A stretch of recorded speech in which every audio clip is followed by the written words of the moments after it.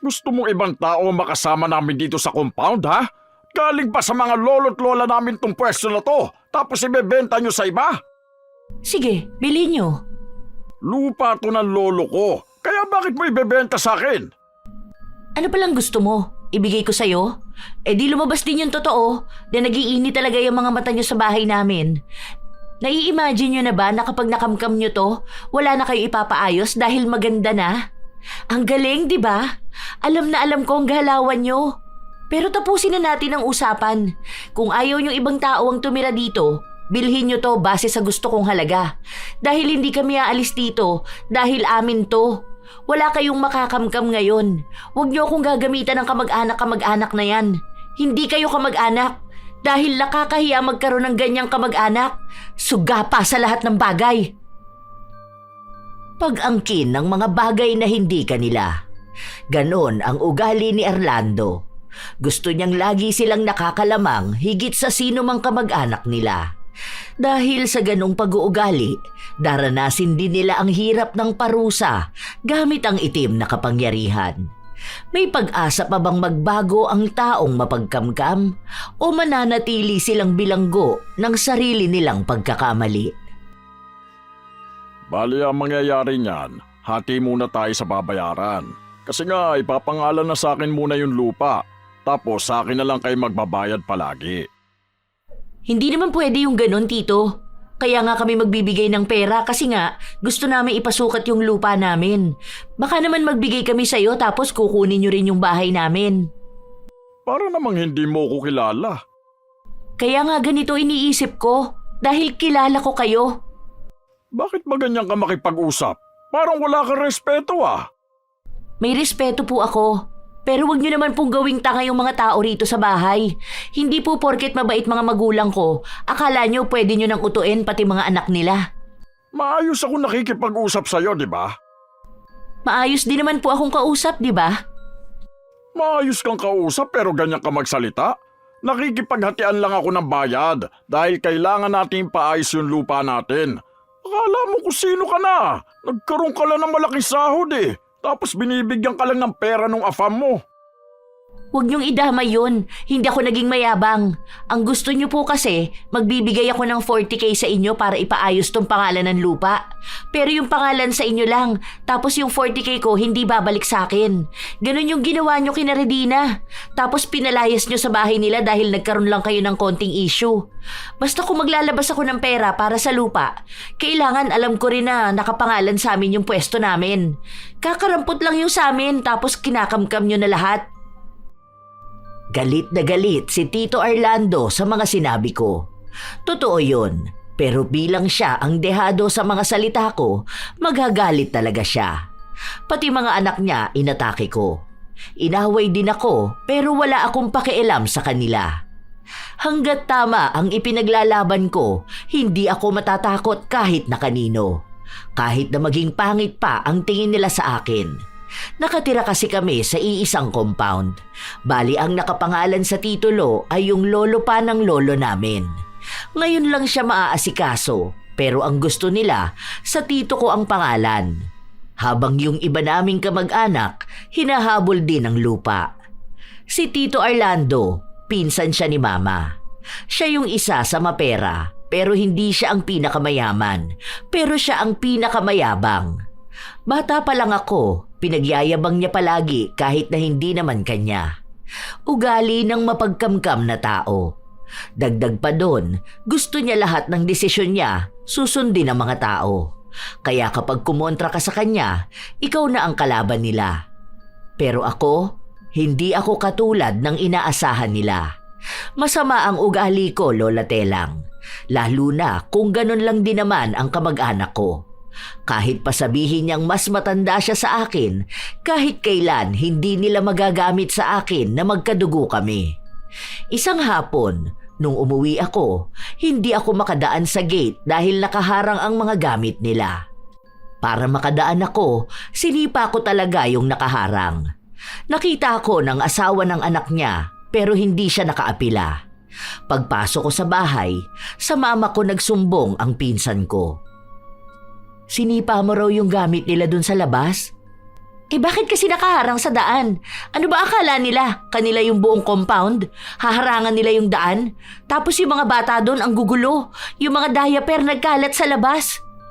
Inusog mo na lang dapat, anak. Hindi ako mag-a-adjust para sa kanila. Ano? Tayo lagi ang mag-a-adjust?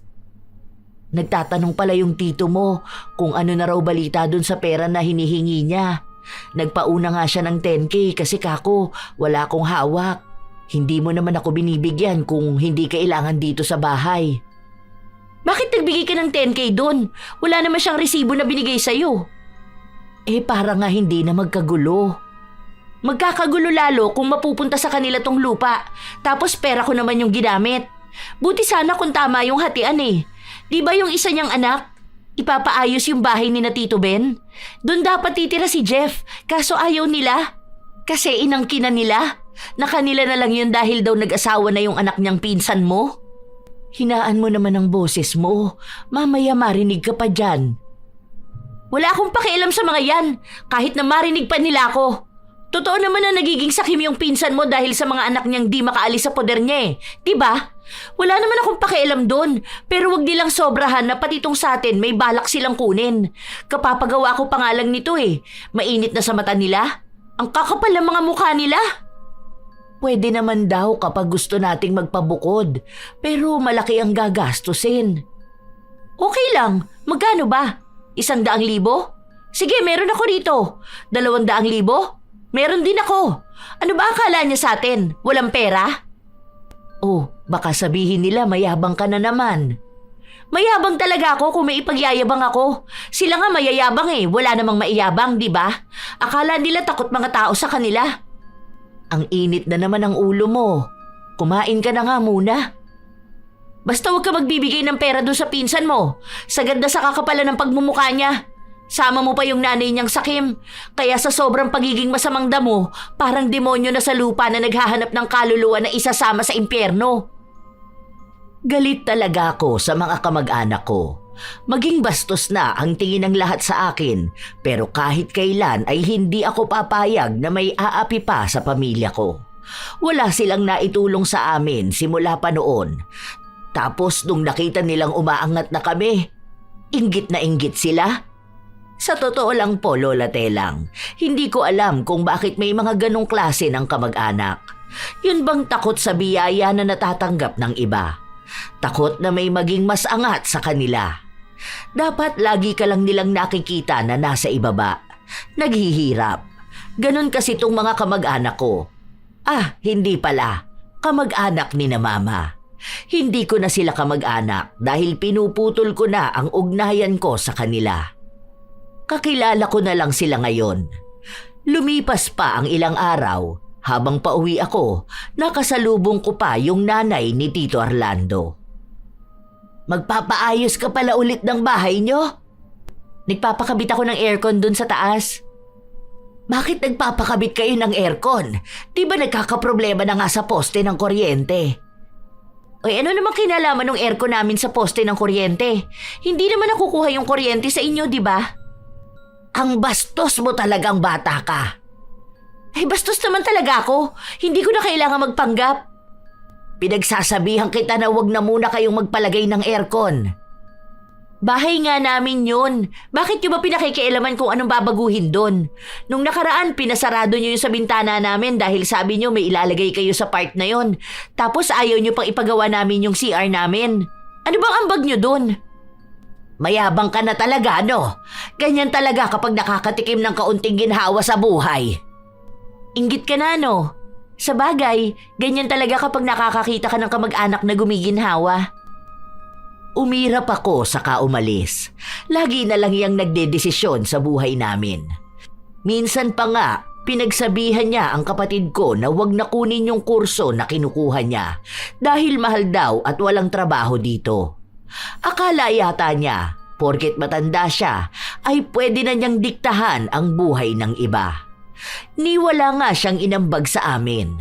Naaalala ko pa noong mga bata pa kami dahil nga mahirap kami at sila ang mayaman kung ano-ano na lang ang pinagsasasabi nila sa pamilya namin. Ang tagal naming nagtiis sa kanila. Hindi na ako papayag na hanggang ngayon ay magtitiis pa rin kami sa kanila. Isang hapon, narinig ko ang lola ko na yon. Nakikipag-usap siya sa isang kapitbahay namin na kapwa niya tsismosa. Yung apo ko na si Geraldine, andoon na sa ibang bansa. Ewan ko dyan sa panganay ni Helen, hindi pa ibang bansa. Kapit na kapit dun sa kano niya. Hindi naman siyang nagpaayos ng bahay nila, no? Bigay yun ng lalaki niya. Kaya ang yabang, kasi may perang nakukuha doon. Hindi naman malaki ang sahod niya ro sa trabaho niya eh. Basta yung apo ko, andoon sa ibang bansa, magpapagawa ng bahay dyan. Dun sa may gilid dyan, oh. Para kapag balik dito sa Pinas, dito na sila titira nung asawa niya. Hindi ko na sila pinansin dahil natatawa na lang ako. Hindi ko na kailangang ipaliwanag sa kanila kung saan ba galing ang pera ko. Kung sa trabaho ko ba o dahil sa nobyo ko. Ilang araw pa ang lumipas, nangungulit pa rin sila sa pagpapaayos ng papel sa lupa, kaya lumapit na ako sa kaibigan kong abogado. Dahil doon, nagalit na naman ang tito ko. Kasama niya pa ang nanay niyang pakialamera na nagpunta sa bahay. Pag-usapan na lang natin ito ng maayos. Paano pag-uusapan na maayos kung atribida yung anak mo? Pinapabayaan mo kasing ganyan yan. Hindi mo dinidisiplina. Para sabihin ko sa inyo, may disiplina ako ha. Ay, may disiplina ka pala. Eh bakit napakabastos mo ha? Kung hindi naman kayo manguna naman bastos sa akin, hindi naman ako ganito sa inyo, di ba? Ayaw nyo na pagsasabihan kayo kahit na mali naman kayo. Ano bang masama na lumapit din ako sa sarili kong attorney? Dahil meron na nga tayo para dito. Nasaan siya? Hindi ko siya nakikita o nakakausap. Bakit hindi niya pinapaliwanag sa akin kung anong pwedeng gawin dito sa lupa? Dahil ako ang kausap niya. Gugulo ba kung ikaw ang kakausapin niya eh? Napakakitid ng utak mo. Akala ko ba nakapag-aral ka? Hindi makitid ang utak ko. Ikaw ang makitid ang utak. Nakita mo na, ang bastos mo. Bakit nyo kasi ako pagsasabihan na makitid ang utak ko? Nag-iingat lang ako dahil alam ko na yung mga ganyang galawan. Kunyari may kausap kayong abogado tapos niyan, kapag nasa pangalan nyo na, lugi na kami niyan dahil pwede nyo nang angkinin yung hindi inyo. Sanay na sanay pa naman kayo magkamkam. Tarantado ka talaga no. Huwag mo akong ginagalit ha. Pwede bang kumalma na muna kayo? Hindi matatapos tong usapan na to kung pare-pareho kayong maiinit. Yang tarantado at bobong anak mo, pigilan mo. Huwag ako! At bakit naman hindi ka pwedeng patigilin? Anong gusto mo? Ikaw lang ang pakikinggan, ha? May karapatan ako dahil bahay namin to. Pinagawa ko to tapos sasabihin mong magtiwala ako na hindi nyo kami paaalisin? Wow ha? Nanay mo lang dapat ang kausap ko eh. Masyado nga atribida. Kung yung anak mo nga pinakikialaman tong issue na to eh. Ano, kapag kayo okay lang, tapos pag ako na hindi na pwede? Sinabi ng tumigil ka na, di ba? Titigil ako kung dadaanin natin sa legal na proseso tong sa lupa. Maghahatian to base sa pwesto namin. Kung ipapasagot nyo sa amin ang kalahati ng bayaran, dapat lang kalahati rin ng lupa ang nasa amin. Ang kapal naman ng mukha nyo kung 1/4 lang ng lupa ang nasa amin, tapos ibibigay nyo sa mga anak nyo yung ibang parte? Pero wala silang ilalabas na pera? Nang kamkam kayo para ibigay sa kanila. Hindi ba kayo nahihiya niyan? Sige, kung yan ang gusto mo. Pero sinasabi ko sa'yo, sasaraduhan ko kayo ng daan dito. Sige, tingnan natin kung sinong mas tama sa batas. Hindi ako bata para maging walang alam dito. Marami rin akong kaibigan na abogado. Hindi lang iisa ang lalaban para sa akin. Ang yabang mo talaga. Ganyan ka rin naman kayabang. Walang iya kang malandi ka. Ganyan ka lang kasi dahil may pera ka.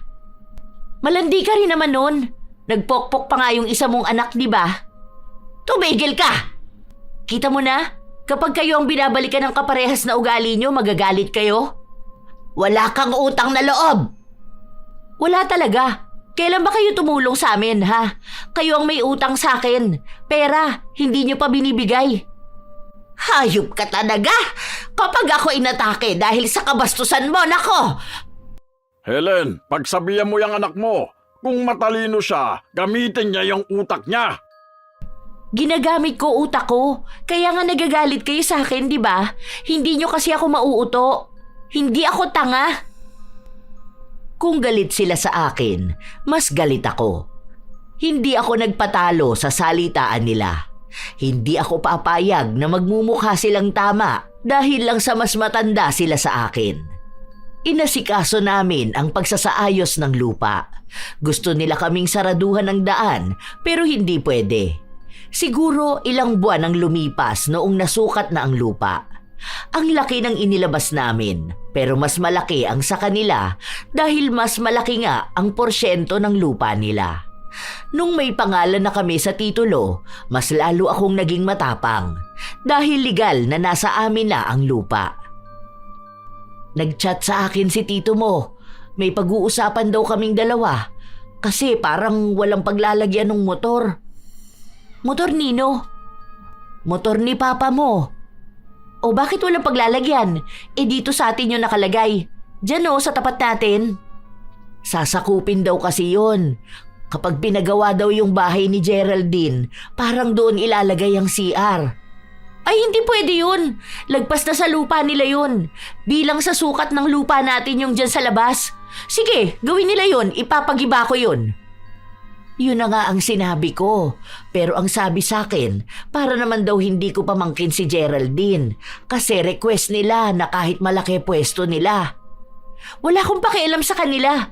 Basta kung ano ang nasa batas, yun ang susundin. Walang kamag-anak dito. Kapal ng mukha nila. Pati mga anak nila natuto ng mangamkam. Kako, hindi pwedeng ako ang kausap dyan kasi sa'yo nga nakapangalan yung lupa. Ayaw ka naman daw kausap kasi hindi ka raw papayag. Kaya ikaw ang kinakausap kasi akala nila papayag ka. Kahit naman pumayag ka ako ang may karapatang magpagiba ng itatayo nila dyan. Kita mo dun sa kabila, di ba? Nagpatayo sila ng tindahan kuno na tinirhan na pala ng isang anak niya. Hindi nila yung lupa. Akala nila porkit walang tumatao sa lugar na yon, safe na silang kamkamin. Ayun, pinagiba. Sa harapan mismo nila sinira yung bahay. Walang notice kasi hindi naman nila yun pag-aari. Sagad kasi sa kakapalan ng mukha yung mga hayop na kamag-anak mo, ma. Gusto rin kasi ng tito mo na dito na lumipat si mama niya, kasama yung mga apo niya. Pwede sila sa kahit saan dyan, wala akong pakialam. Pero wag sa pwesto ko. Wag sa lupa ko. Kahit magsiksikan sila doon, wala akong pakialam. Dapat kasi turuan niya yung mga anak nilang kumuha ng sarili nilang bahay at lupa. Yun bang bibili sila? Hindi yung kakamkam. Ewan ko kung kakausapin ka nun. Malamang hindi ako kakausapin nun. Alam niyang hindi ako papayag Binlock nga ako ng mga anak niya Paki ko ba sa kanila? Hindi sila kawalan sa buhay ko. Mas okay na nga nag-cut ties ako sa kanila. Hindi ko kailangan ng kamag-anak na gaya nila. Baka nagiging sobra ka naman, nak. Minsan kasi sumasama talaga loob nila sa'yo. Sila ang sobra, ma. Mabait naman sana ako Basta maging mabait lang din sila sa akin. Sila nangunguna magsalita ng masakit sa akin. Hindi naman ako papayag na ganunin ako dahil lang sa kamag-anak ko sila. Pero kapag kinakausap ka ng maayos, itry mo namang kumalma. Pwede mo namang ipaglaban yung sarili mo pero sa mas mahinahon na pamamaraan.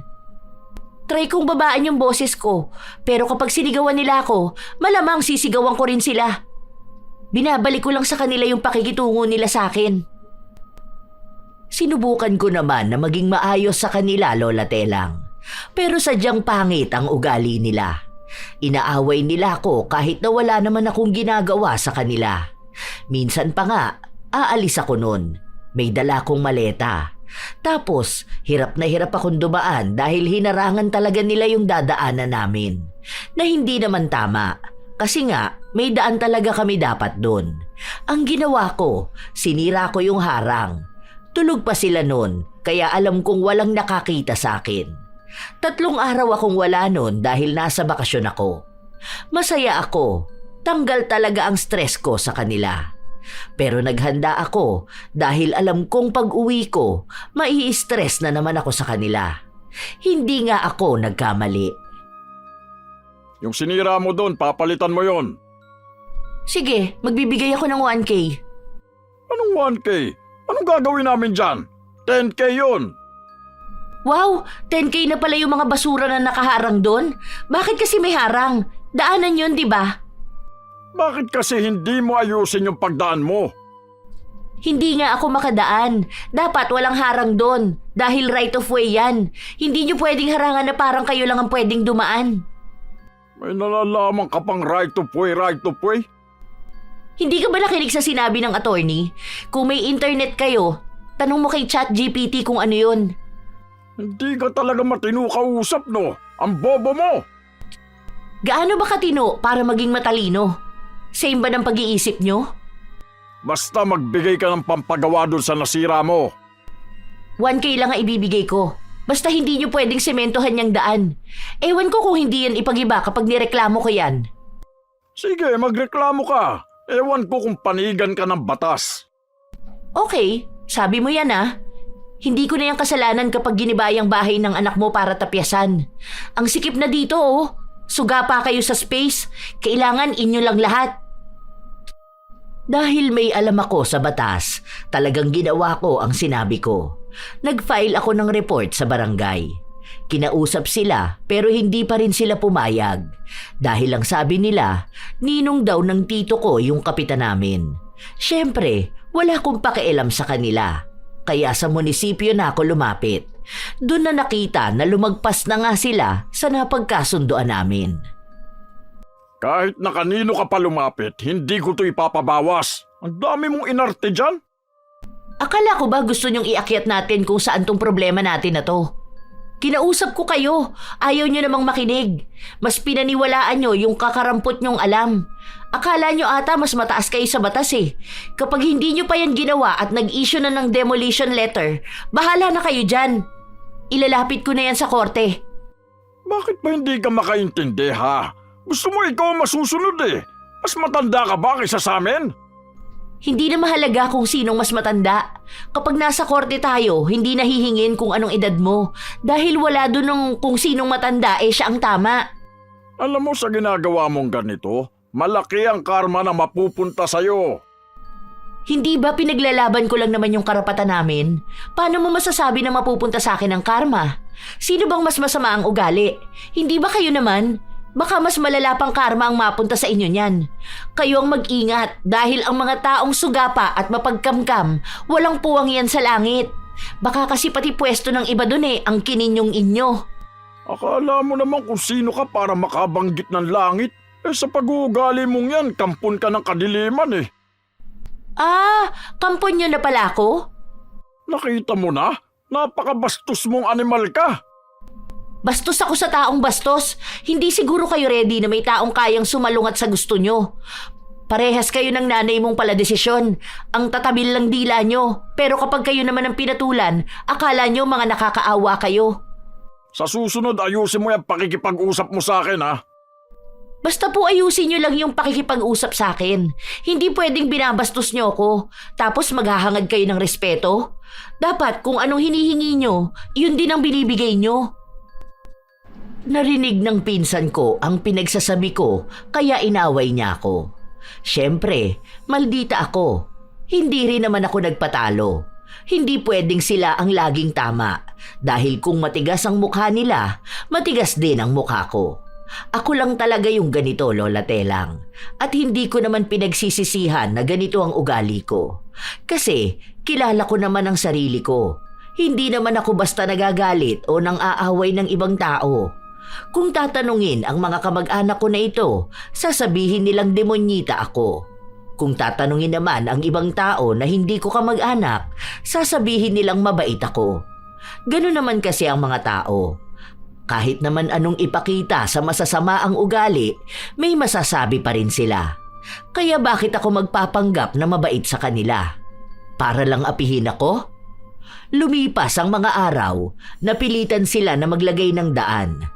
Naririnig ko pa nga sila minsan na nagrereklamo na maliit yung pwesto nila, na dapat hindi nakinig sa mga nagpunta sa bahay nila para tingnan kung may tamang sukat na ng daan.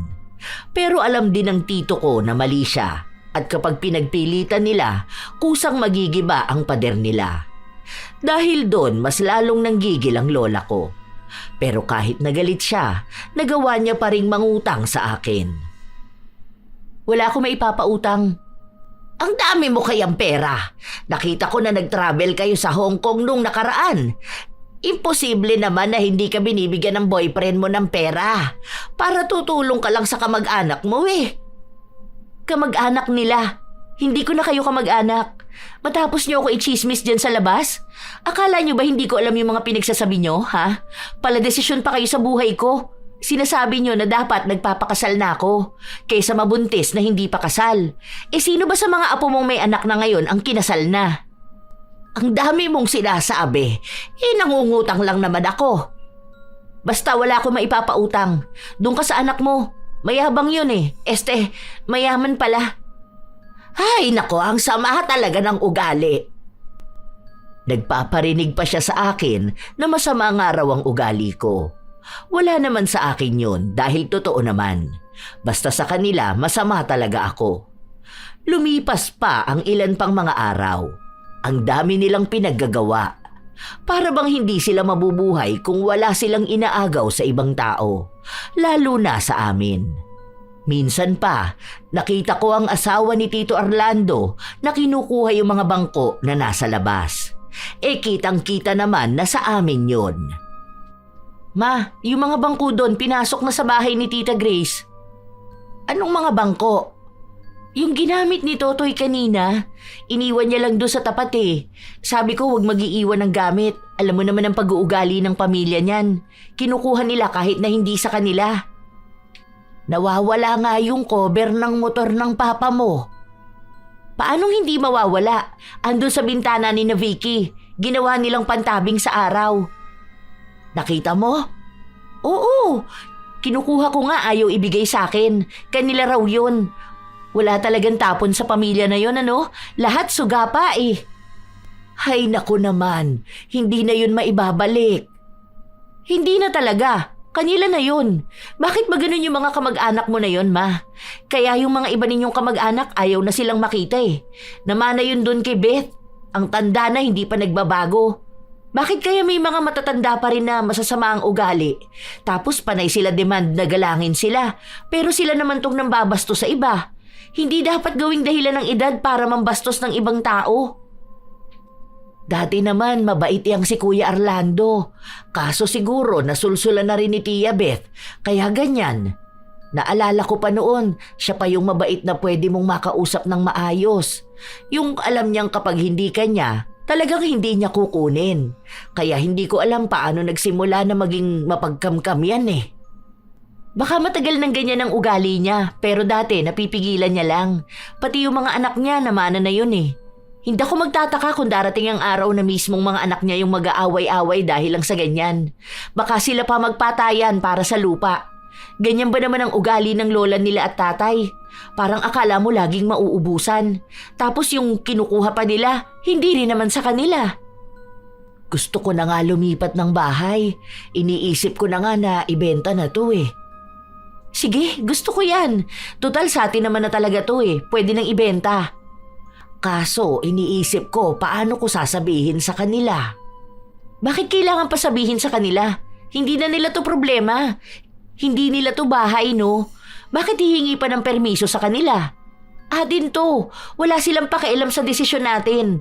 Huwag ka kasing matakot sa mga yun, ma. Hindi naman ako natatakot.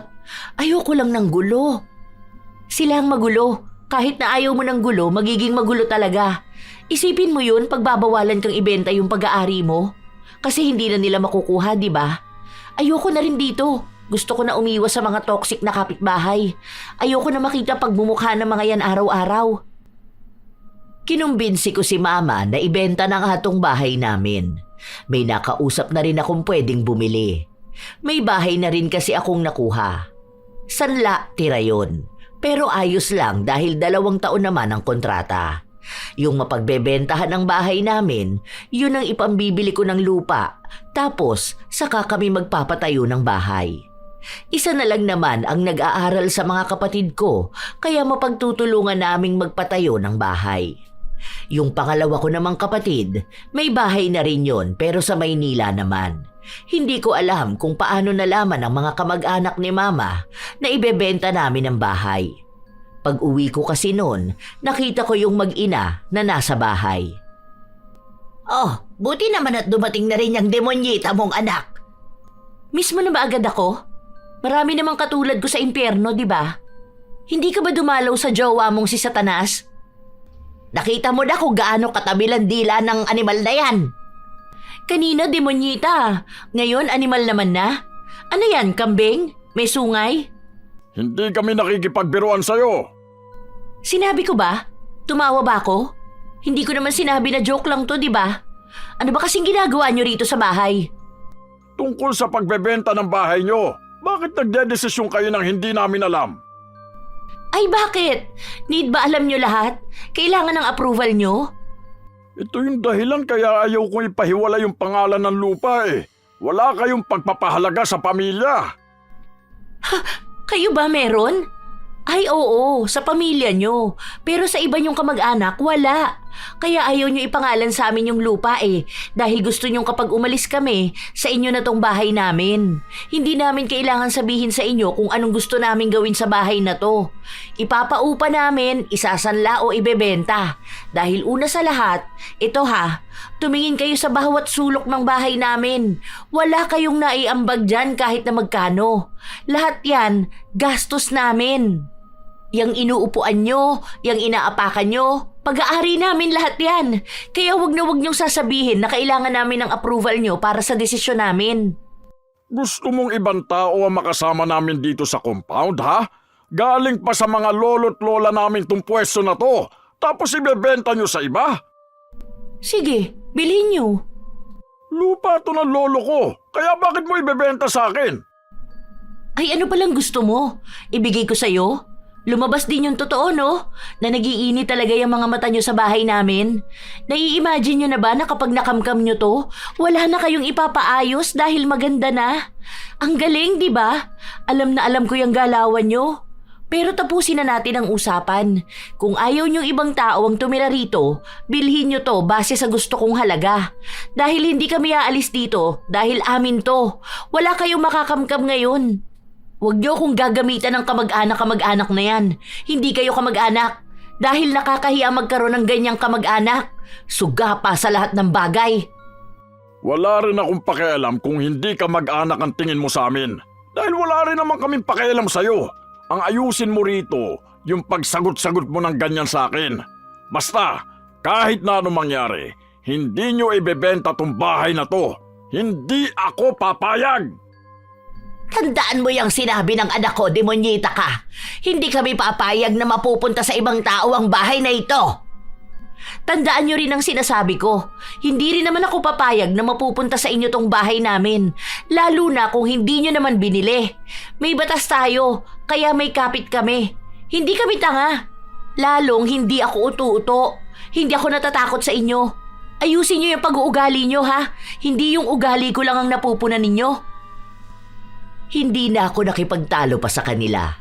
Ang dami nilang sinasabi sa mama ko, pero sabi lang sa kanila ni mama, sa akin nakapangalan ng lupa at ang bahay. Kung ano ang desisyon ko, yun ang mangyayari. Saka ako raw ang kausapin nila. Kaya ayun, ang ginawa nila, kinonsensya nila si mama na para bang dapat kapitan yung pinagmamalaki nila na magkakamag-anak nga raw kami. Na huwag papayag si mama na ibang tao ang titira sa bahay na pamana nga raw sa kanila ng mga lolo nila.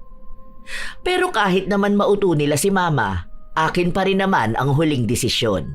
Napag-usapan na rin naming magkakapatid na ibenta na nga ang bahay para nga makalayo na rin kami doon sa mga masasamang ugali na kamag-anak. Pagod na talaga kami sa kanila. Hanggang sa isang araw, wala akong pasok noon. Nasa kwarto lang ako at kumatok si mama. Bakit? Anong nangyari? Si Lola Beth mo raw isinugod sa ospital. Anong gagawin ko? Hindi naman ako nurse o doktor. Nagagalit ang tito mo kasi sinugod daw sa ospital dahil sa sobrang sama daw ng loob sa'yo. Kaya naiisip pa lang nila na ibang tao na ang titira dito sa bahay. Parang naiisip na raw nila na malulungkot yung mga lola namin. Kasi nga ang sabi, pangalagaan daw itong bigay sa amin. OA ka mo ng matanda na yon, ma. Huwag ka nga magpapapaniwala sa mga yun. Nagpapaawa lang sila. Pero ang totoo nun, gumagawa lang ng rason para sabihin na huwag ibenta tong bahay. Alam na kasi nila nalilipat na tayo ng bahay, kaya sasabihin ng mga yan na sila na muna ang patirahin. Alam mo yung apo nun? Yung malandi na may kabit? Di ba pinalayas ng asawa yun? Kaya nagdadramayan sila para ibigay tong bahay sa babae na yun. Ang kapal ng mukha nila. Paano nga yan ngayon? Naaawa nga ako.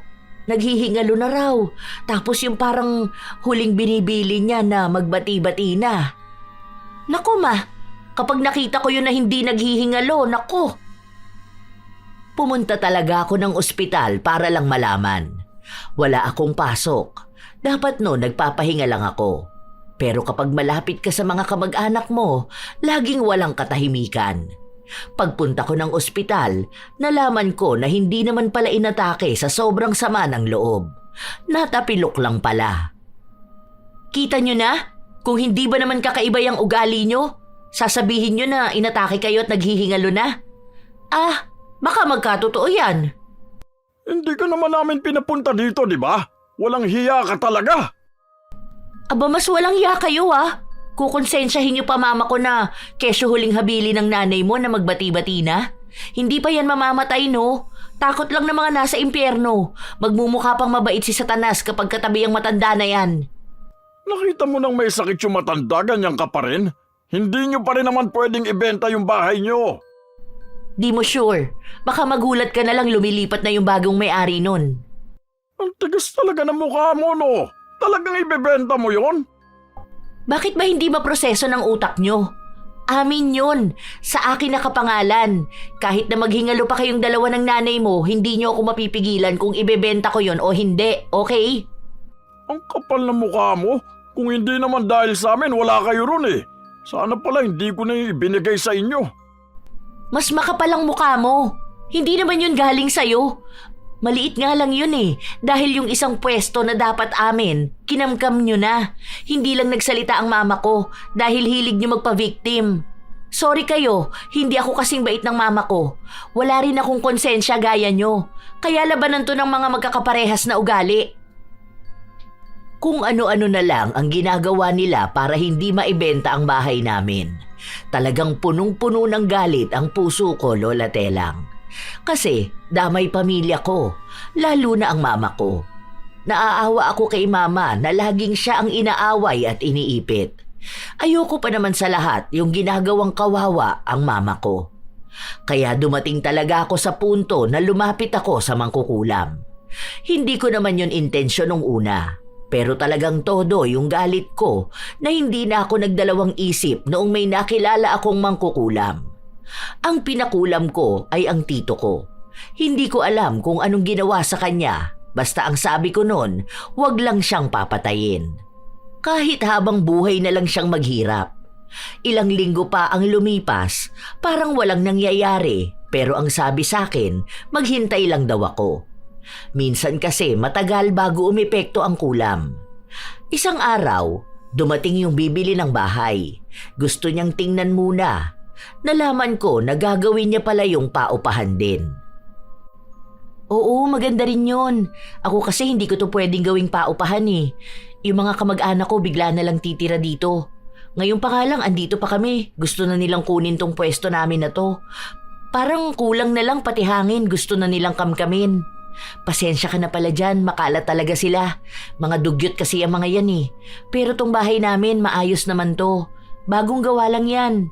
Check mo. Wala ring kalawang dito sa may gate. Hindi ito inaabot ng baha. Kahit baha na dito sa labas, hindi pinapasok sa loob ng bahay.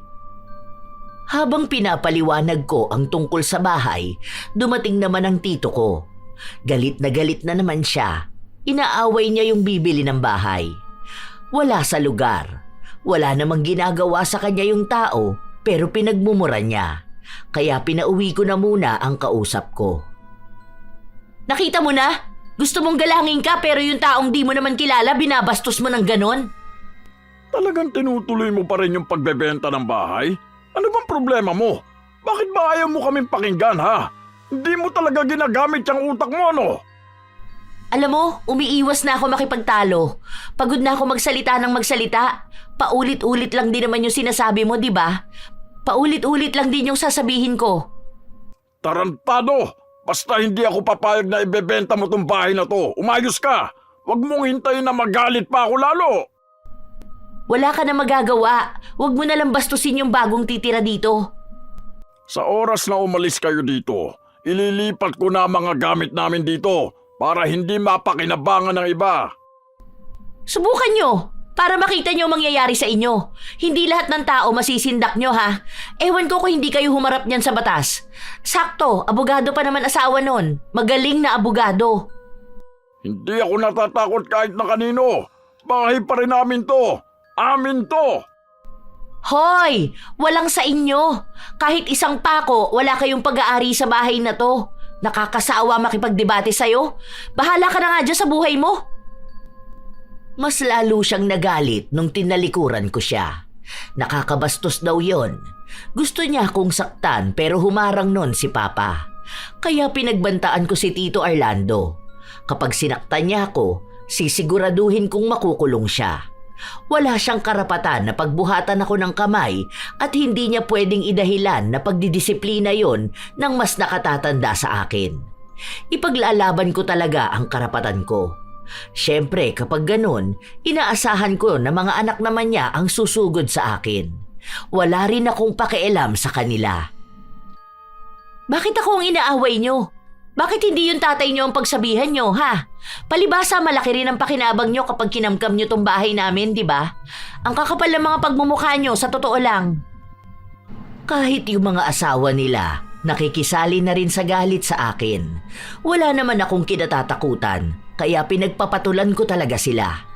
Siguro mga 1 linggo pa ang lumipas noon nang nabalitaan ko na parang hindi na masyadong lumalabas ng bahay nila yung mapagkamkam kong tiyuhin. Nandyan pa ba yung pinsan mo, Ma? Oo, hindi nga lumalabas. Pero may narinig akong usapan ng anak niya sa ni Tia Beth. O ano raw nangyari? Parang may naririnig daw ata o nakikita na kung ano-ano. Parang nababaliw, ganon? Oo, parang ganon na nga. Hindi ako sigurado. Hindi naman ako nagtanong eh. Nagmamadali rin ako kanina kasi aalis nga ako. Baka nakarma na yun. Pati yung hindi niya nakikita kinamkam na niya, no? Deserve niya yun. Huwag kang ganyan, anak. Basta, yun lang naman ang pwedeng mangyari sa kanya eh. Ang sama ba naman ang ugali niya? Hindi ko alam kung totoo ba yung narinig ni Mama o baka may ibang sakit ang tito ko. Pero ilang araw lang ang lumipas, nagpunta na naman sa bahay namin ang lola ko. Hindi pa kasi naaasikaso ang paglilipat sa pangalan nung nakabili kaya nandito pa rin kami. Pero yung ibang gamit namin, nailipat na namin. Hindi lang talaga namin pwedeng alisan ito dahil kapag walang tao sa bahay namin, kahit na may nakabili na, malamang may iba nang titira dito. Ganon kalala ang mga kamag-anak ko na ito. Hindi ka man lang talaga naawa sa tito mo, ano? Bakit? Ano na naman bang ginawa ko? Nagkakasakit na siya kakaisip niya sa bahay niyo. Sinabi ko ba kasi naisipin niya tong bahay namin? Hindi naman siguro siya inaano, di ba? Ganyan ka talaga mag-isip, ano? Wala ka ba talagang puso? Hindi ko alam kung anong sinasabi niyo na ganito mag-isip. Ano ba talaga yung problema niyo sa akin? Ano? Gusto niyong sabihin na bobo ko? Eh hindi naman ako bobo kasi hindi niyo nga ako mauto, di ba? Na may alam ako sa mga batas. Porke talaga nakakaangat na kayo sa buhay eh, yumayabang na kayo. Hindi naman ako yumayabang. Nakikita niyo lang na mayabang ako dahil sanay kayo na mahirap kami, di ba? Nung nagkaroon kami ng blessing, ang akala mo pati ikaw nawala ng blessing. Kayo yung umaaway sa akin. Kayo yung laging nagsisimula. Tapos gusto nyo, lalabas na kayo yung kawawa. Dahil ganyan ka, wala kang utang na loob. Ilang beses nyo bang babanggitin ang utang na loob? Wala akong utang na loob sa inyo. Wala kayong ginastos na kahit na magkano sa akin, di ba? Pinag-aral nyo ba ako? Hindi naman, di ba? Naging backer ba kayo sa work ko? Hindi rin, di ba? Lahat ng nakikita nyo, galing to sa paghihirap ko. Hindi porkit magkakadugo tayo, utang na loob ko na yun sa inyo. Lagi mong sinasabi na mayaman ka naman na, di ba? Bakit kaya hindi mo pa ibigay sa mga pinsan mo tong bahay nyo? Para mapangalagaan din ito, na hindi mapunta sa ibang tao. Yun lang naman ang sinasabi ng tito mo. Pero ano bang ginagawa mo? Di ba pinapasama mo lang ang loob namin? Pinapasama ang loob nyo? Kayo ba, ni minsan naisip nyo kung sumasama ba ang loob namin sa inyo? Sige nga, sabihin mo sa akin kung bakit kailangan kong ibigay tong lupa ko sa kung sino mang pinsan ko. Dahil magkamag-anak kayo, magkadugo kayo. Para itong pamana ng mga lolo din namin, hindi mawala. Para iisa lang yung nakatira dito. Hindi yung gusto mo na ibenta para sa pera. Kung ganyang dahilan, mas lalong ayoko. Hindi pwedeng sa lahat ng bagay kayo lang ang makikinabang. Kayo ang mag-isip, hindi kami. Huwag niyong isisi sa akin kung ano man yung sama ng loob na nararamdaman niyo. Hindi ko yung kasalanan. Kayo pa nga ang mas nagbibigay ng stress sa amin. Hindi naman kami aalis dito kung hindi kayo toxic. Pinagpipilitan nila sa akin na ibigay ko na lang kaysa ibenta. Pero ayaw ko. Mahal ang nagastos ko rito para lang makalibre sila. Hindi nila ako nadaan sa pangungonsensya sa akin. Na kesyo nagkasakit si ganito, masama ang loob ng kung sino man. Kung magiging masama din daw ang loob ng mga ninuno naming matagal nang namayapa. Sinabi ko na lang sa kanila na magiging mas masama ang loob ng mga yon kung makikita nila na yung pinamanahan nila ay mga sakim at mapagkamkam, na ginagamit lang ang salitang kadugo o kamag-anak para makapanlamang. Isang hapon, naglalakad ako pauwi. Nakita kong nagkakagulo sa bahay ni na Tito Orlando. Nakikita ko sila. Nandiyan na sila. Mga sundalo sila. Tapos may mga pare. Gusto nilang kunin yung bahay natin. Bilisan nyo! Isarado nyo ang gate! Ayan na sila! Ang sabi pa sa akin nung isa pa, aalisin niya raw tayo dito. Lupa daw nila to. Hindi pwede.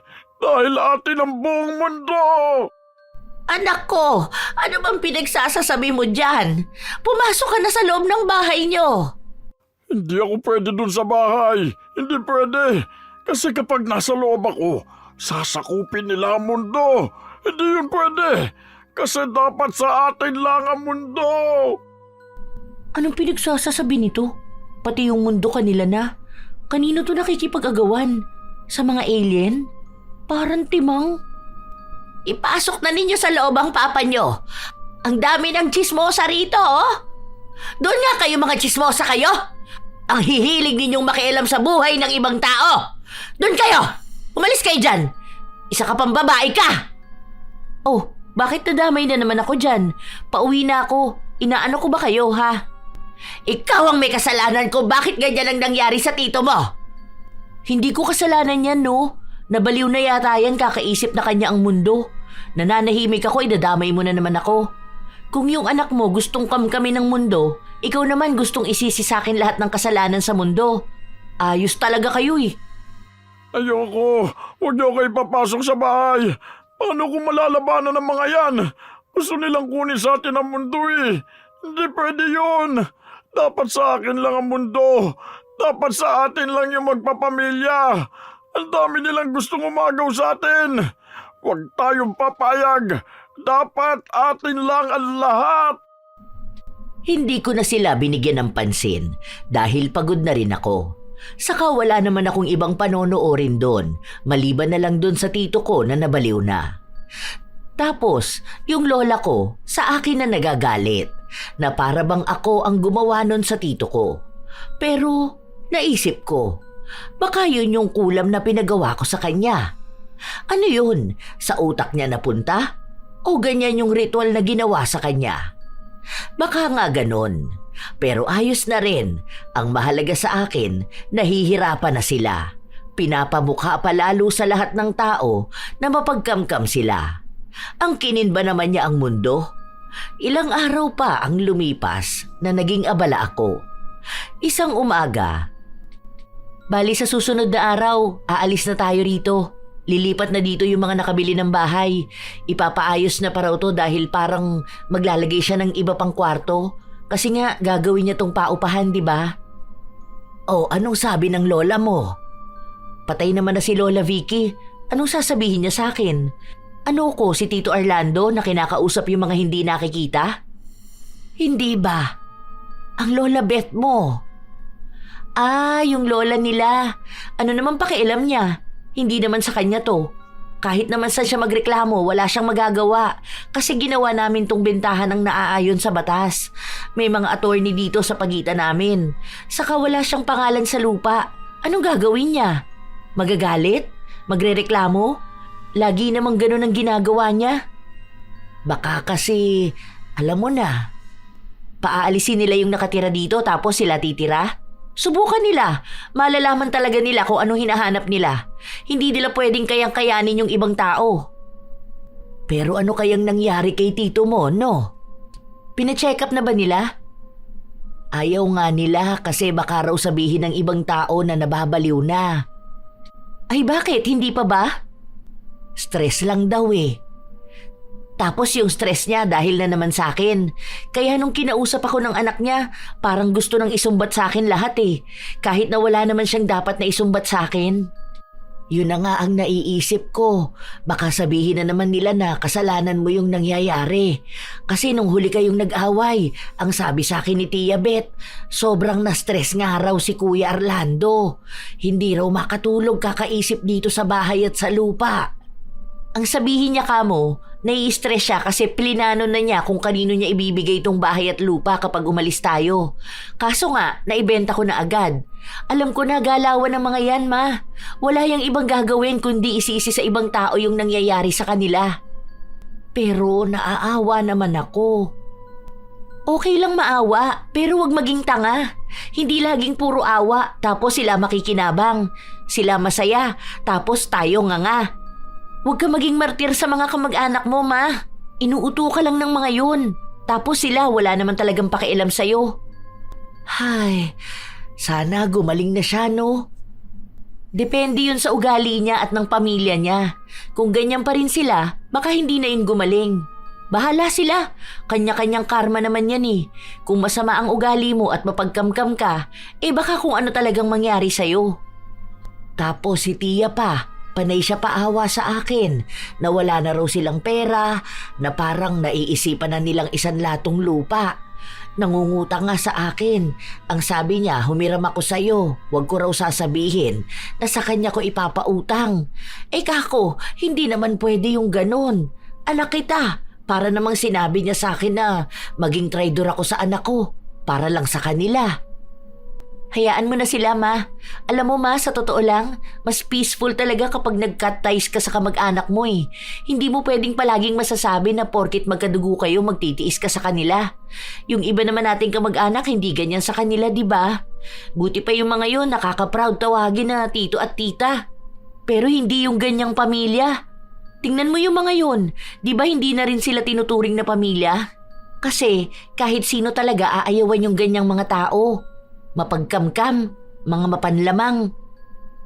Naglipat na kami ng ibang mga gamit, yung mga naiwan pa rito.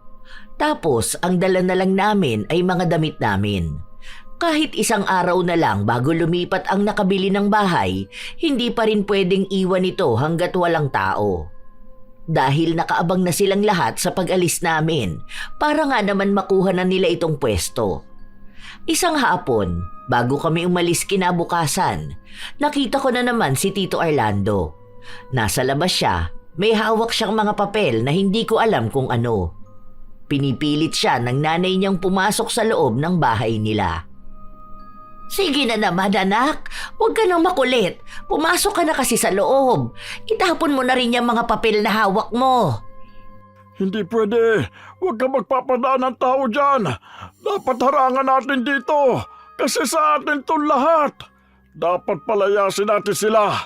Kasi atin lang talaga itong mundo. Hindi sila pwedeng nagdedesisyon o kaya nakikitira dito sa mundo natin. Tayo ang may-ari nito. Anak, walang titulo ang mundo. Huwag ka namang ganyan, no. Saka basura lang yan. Hindi ko alam kung saan mo yan pinulot. Umayos ka naman na. Ano ba talagang nangyayari sa'yo? Hindi pwede. Huwag ka magpapadaan ng tao dyan. Dapat harangan natin dito. Kasi sa atin to lahat. Dapat palayasin natin sila. Kasi atin lang talaga itong mundo. Hindi sila pwedeng nagdedesisyon o kaya nakikitira dito sa mundo natin. Tayo ang may-ari nito. Pinipigilan kong matawa, pero natatawa talaga ako. Iiwas na nga sana ako dahil kapag nakita ako nung nanay ni Tito Orlando, ako na naman ang pagbubuntunan niya ng galit niya. Hindi naman ako nagkamali dahil sa akin na naman niya sinisi kung bakit ganun ang nangyayari sa anak niya. Pati ang mga pinsan ko nakisali na sa pagsisi sa akin. Para silang walang sariling utak at desisyon. Kung ano ang sinasabi sa kanila ng lola nila, yun na lang din talaga. Kaya kung galit ang lola nila sa pamilya ko, galit na rin sila. Pero kahit nagalit ako, mas nangingibabaw ang pagtawa ko matapos na angkinin na naman ng tito ko ang mundo. Pinagalitan tuloy ako ng magaling niyang ina. Bakit ba lagi na lang ako? Malay ko ba na mababaliw yan kaiisip kung paano niya kakamkami ng mundo? Ayan, pati mundo sa inyo na raw. Paano na kami niyan? Gusto niya pa kaming palayasin kasi hawak niya ang titulo ng mundo. Saan na kami niyan titira? Sa Mars? Alam mo, hindi ka nakakatuwa. Okay, sabi mo Gusto mo pa naman lagi yung ikaw ang tama. Dahil dyan, may tama ka. Depende kung sa utak ba. Hindi naman sana mai-stress ang tito mo kung hindi ka naging matigas. Ikaw lang naman ang laging iniisip niyan Tapos yung mga problema na dala mo sa buhay niya. Kaya walang ibang dapat na sisihin dito kundi ikaw lang. Bakit ba siya mai-stress sa maliit na parte ng lupa at bahay namin? Mas malaki pa nga kusina niyo sa bahay namin, di ba? Yun ang sabi niya nung nagpunta siya ron. Tapos yung ganong kaliit mai-stress pa siya kasi hindi niya nakuha? Napaka-OA naman nun. Kapag gumaling ang tito mo, sinisiguro ko sa'yo na malalagot ka sa kanya. Lalo na ngayon na tinuloy nyo talaga na ibenta yung bahay nyo. Hindi nyo na talaga kami ginalang no? Hindi nyo nire-respeto yung mga desisyon namin. Gumagawa kayo ng sarili nyong hakbang. Anong klaseng mga tao kayo, ha? Pero sigurado naman ako na kapag gumaling na ang tito mo, makukuha rin namin yung bahay na yan. Kahit na sino pa ang nakatira dyan. Wala kayong magiging habol, okay? Tanggapin nyo na hindi lahat ng gusto nyo makukuha nyo. Kahit na ipagpilitan nyo pa. Kahit na kung sino pang ninuno ang banggitin nyo. Depende na lang kapag bumangon yung ninuno natin tapos sasabihin niya sa akin na wag kong ibenta yung bahay at ibigay ko na lang sa inyo. Kapag nangyari yon, okay, sige, payag na ako. Pero hanggat walang bumabangon na kanununuan natin, wala kayong makukuhang bahay. Hindi ko yun ipapamana sa inyo. Hindi ko naman kayo apo. Hindi mo na lang binigay sa mga pinsan mo. O kaya sa akin na walang maayos na bahay. Nakaangat ka lang sa buhay Hindi ka na tumutulong sa mga kamag-anak mo. Uy, sino nagsabi sa'yo na hindi ako tumutulong sa mga kamag-anak ko? Tinutulungan ko nga sila. Tanong mo pa sa kanila. Yung mga hindi ko tinutulungan, yun yung mga dati kong kamag-anak. Katulad mo, hindi naman na kita kamag-anak, di ba? Bali-baligtarin mo man ang mundo, magkadugo pa rin tayo. Ay, kapag binaligtad ko ang mundo, baka magalit ang anak mo. Pag-aari niya pa naman yun. Tuwang-tuwa ka talaga na ganito ang nangyayari sa tito mo? Demonyita ka talaga. At least, huling beses ko nang makikita yan. Kasi nga lilipat na kami. Ay, hindi pala sure sa huling beses. Baka kasi sa susunod, makikita ko yan sa kalsada. Tapos magsisisigaw yan sa mga tao. Nagagalit siya tapos pinapalayas niya dahil kanya ang mundo. Sige lang, maging masaya ka lang ngayon. Tingnan mo, yung bahay na binenta mo, mababawi namin yan. Basta sa amin yan at nandito yan. Walang ibang tao na pwedeng makinabang dyan. Dapat nasa pamilya lang namin ang pwedeng magmay-ari niyan. Pwede nyo naman talaga mabawi yan. Sinabi ko naman na sa inyo, di ba? Basta bibilhin nyo, babayaran nyo. Hindi yung nung umalis ang tao, titirhan nyo. Ibang usapan na yun. Kasi ang makakalaban nyo na dyan, yung may-ari ng bahay. Hindi na kami yun kasi nga may iba nang bumili. Nakatayo pa rin yan sa lupa ng tito mo. Kaya sa amin pa rin yan.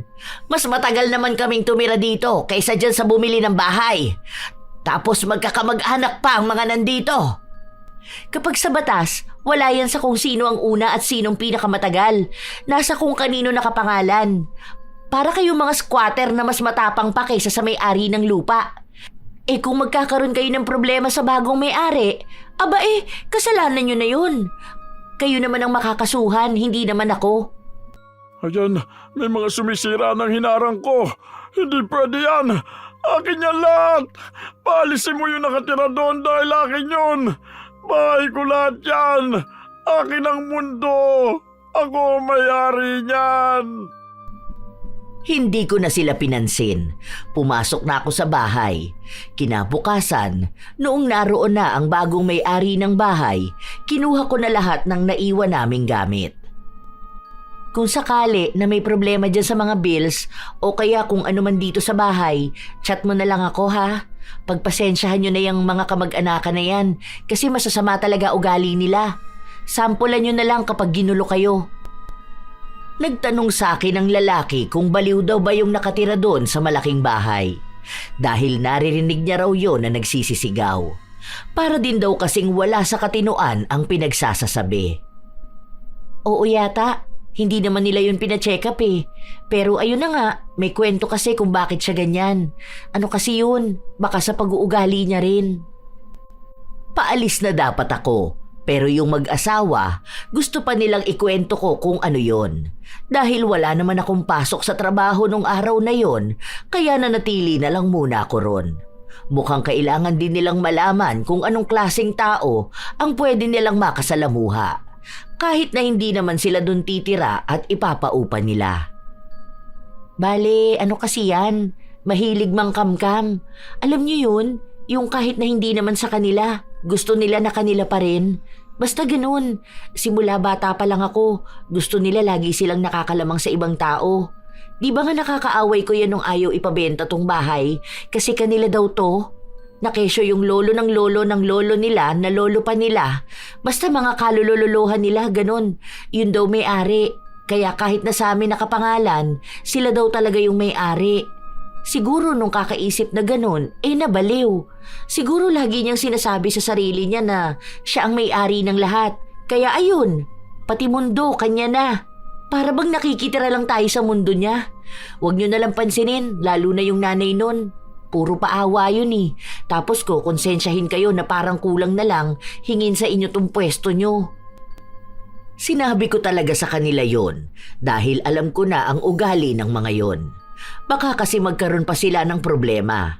Baka sila ang guluhin, pero ramdam ko naman na palaban sila.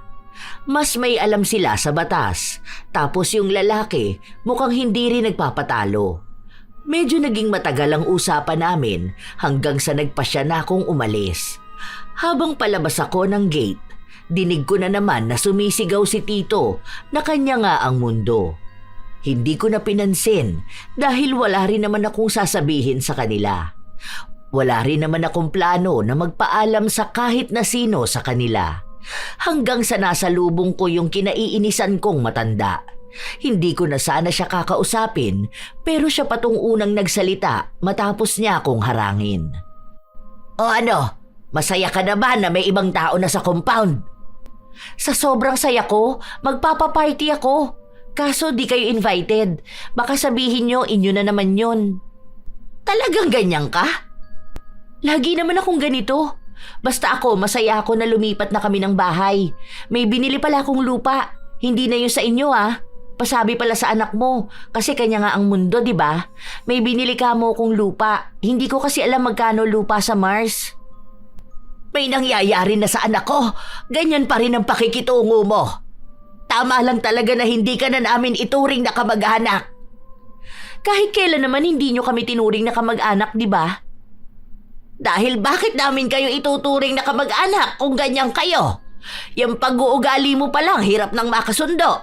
Hindi kayo nakikinig kapag pinagsasabihan kayo.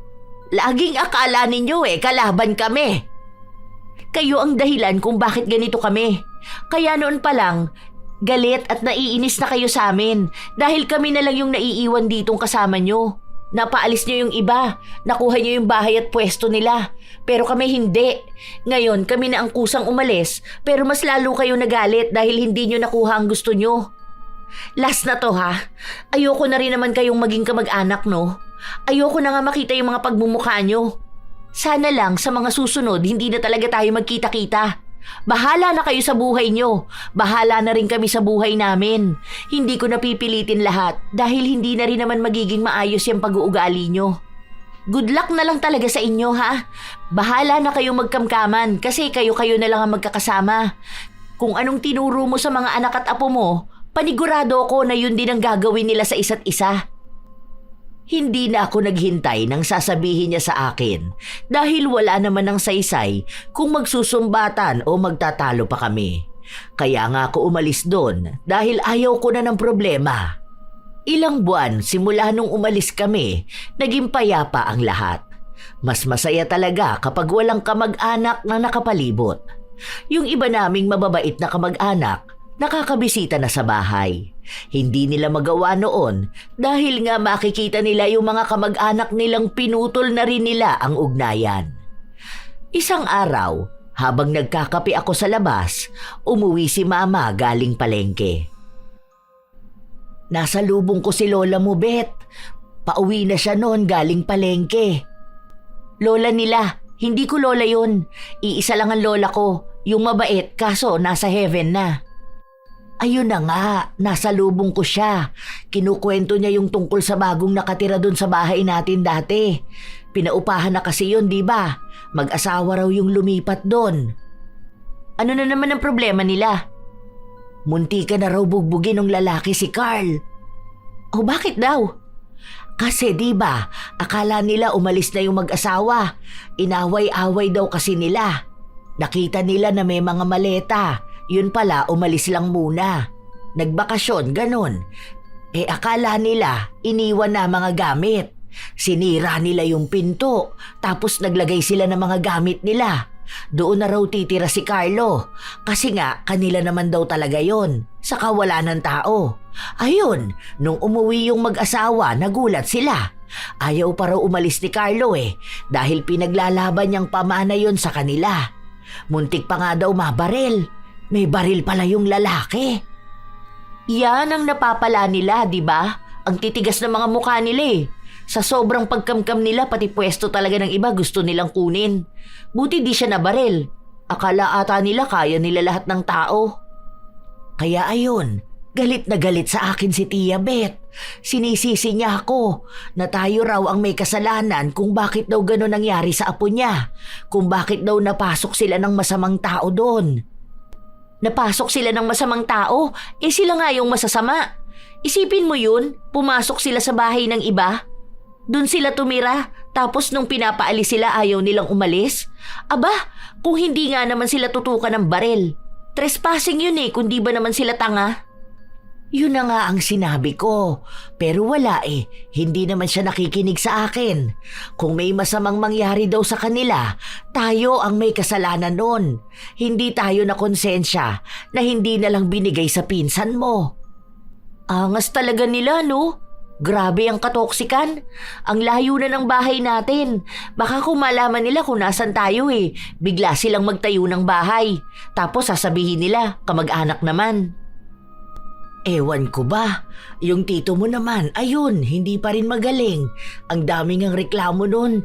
Kasi minsan, nakakapanakit daw ng dumaraan sa harapan nila. May isang nagmomotor, hinampas niya. Kasi sabi niya, kanya raw yung motor na yon, pati yung daan. Kanya yung mundo. Ganun ba? Yun lagi niyang sinasabi. Hindi nagagaling yun. Iba na yung problema niya, hindi lang sa utak. Pati na rin sa ugali. Kung yung mga anak niya ganyan at yung nanay niya na hindi na nagbago-bago, ngayon di sila makaapila, di ba?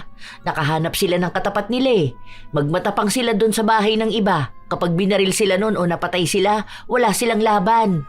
Sapilitan silang pumasok sa bahay ng iba Self-defense lang katapat noon. Lalo na yun si Carlo. Tulad lang din ng tatay niyang mayabang. Buti nga sa kanila. Kahit pa sabihin na sobrang sama ko para matuwa sa nangyayari sa mga taong umapi at nagbigay ng problema sa amin simula bata pa ako. Basta ako, masaya ako sa kung nasaan ako ngayon. Nakausap ko rin pala yung mangkukulam na nilapitan ko, Lola Telang. Ang sabi niya sa akin, hindi na nga raw mawawala yung kulam na napunta sa tito ko. Kasi lumalabas na hindi lang pala ako ang nagpakulam sa kanya. Hindi ko alam kung sino pa yung isa. Tapos mukhang wala naman daw nagiging pagbabago sa pag-uugali ng pamilya niya, kaya hindi rin siya naililigtas. Isang araw, habang pauwi ako galing ng trabaho, bumaba ako ng sasakyan, naglakad pa ako para lumipat sa isang bus pauwi sa amin. May napansin akong tila pamilyar na mukha. Dahil sa kuryosidad, lumapit ako. Teka, si Tito Orlando ba yun? Anong ginagawa nun dito? Magaling na ba yun? Ay, mukhang hindi pa. Kayong mga walang iya kayo, lumabas kayo dito! Akin ang mundo! Akin lang! Hindi pwedeng nandito kayo! Dahil lahat ng nakikita nyo, sa akin lahat yan! Wala kayong pag-aari dyan! Hindi nyo rin pwedeng kunin kung ano sa akin! Lumayas kayo! Hawak ko ang titulo ng mundo! Akin ang mundo! Ako lang ang may-ari ng sanlibutan ito! May mga tumatawa at nang-aasar sa kanya. Kaya nagagalit din siya at pinagsisigawan na kanya nga talaga ang mundo. Hindi ko na siya pinansin. Sa halip ay sumakay na ako ng bus para umuwi. Hindi ko alam kung paano siya napunta doon o kung sinong kukuha sa kanya para maalis siya sa ganong kahihiyan. Hindi ko na rin naman siya inisip dahil nga abala rin ako sa mga plano ko sa buhay ko at sa pamilya ko. Simula noon, wala na akong ganoong naging balita sa kanila. Hanggang ngayon, hindi pa ulit kami nagkikita-kita. Yung mga pinsan ko, hindi rin naman ako kinakausap. May nakukuha lang akong balita tungkol sa kanila kapag si mama ang nagkukwento o kaya ay ibang kamag-anak namin. Basta ang alam ko lang, tapos na ako sa ugnayan namin. Ayoko na makarinig ng paulit-ulit na paninisi sa mga kasalanan na sila lang din naman ang may gawa. Alam kong naging masama ako sa pagpapakulam ko sa tito ko, kaya kung may balik man yung kasalanan na yon sa akin, tatanggapin ko na lang. Sadyang may mga kamag-anak talagang mapagkamkam, yung tipong ayaw nilang nalalamangan at para sa kanila, dapat umiikot ang lahat sa kanilang kagustuhan. Kapag may umangat, may naiinggit. Kapag may nagtagumpay, may nagagalit. Hindi dahil may mali kang ginawa, kundi dahil hindi nila matanggap na may buhay kang hiwalay sa kanila. Nakakapagod makisama sa ganitong uri ng kamag-anak. Lahat ng desisyon mo, may komento. Lahat ng pinaghirapan mo, may angkin. At kapag tumanggi ka, ikaw pa ang lalabas na masama, madamot, mayabang, walang utang na loob. Ginagamit nila ang dugo bilang lisensya para manghimasok. Kaya sa mga ganitong sitwasyon, matuto na magtakda ng hangganan. Hindi lahat ng kamag-anak dapat pakinggan. Hindi lahat ng desisyon nila ay obligado kang sundin. Minsan, ang pagputol ng koneksyon sa ganitong kamag-anak ay hindi rin masasabi na kasalanan. Dahil pinoprotektahan mo lang ang sarili mo laban sa mga mapang-abusong kadugo. Tandaan na ang pamilya dapat ay nagpapalakas ng loob, hindi humihila pababa. At kung ang kadugo ang unang umuubos sa iyo, may karapatan kang piliin ang kapayapaan kaysa pakikisama. Masakit talaga sa kalooban kapag ang mismong kadugo mo pa ang makakalaban mo. Na sa halip na maging kakampi mo, siya pa ang magiging kaaway mo. Kayo ba mga apo, nakaranas na ba kayo ng ganito mula sa mga kamag-anak ninyo? Ano rin ang inyong opinyon sa naging desisyon ni Jane? Maaari niyo pa rin niyang ikomento para maibahagi sa amin. Naway may magandang aral na naging hatid sa inyo ang ating bagong kwento. Ito ang inyong Lola Telang at maraming salamat sa palagi ninyong pakikinig mga apo.